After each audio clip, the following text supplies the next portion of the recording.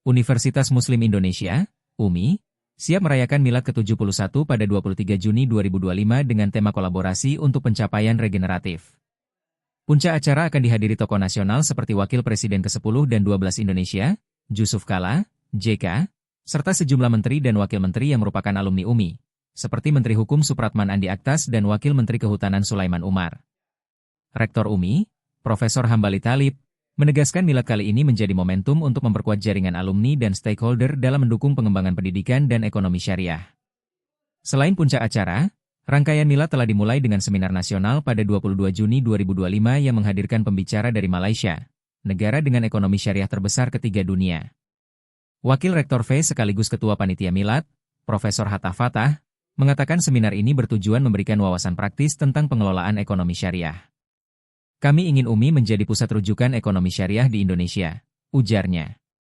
Kolaborasi dengan media seperti Tribun Timur juga menjadi strategi untuk memperluas jangkauan edukasi.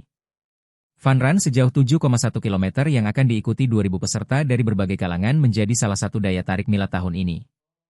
Selain itu, UMI akan meluncurkan toga baru sebagai simbol identitas akademik terkini. Pimpinan redaksi Tribun Timur, Tamzil Tahir, menyambut baik kolaborasi dengan UMI, yang dinilai sebagai langkah strategis untuk mempromosikan nilai-nilai keilmuan dan kebangsaan kepada masyarakat luas.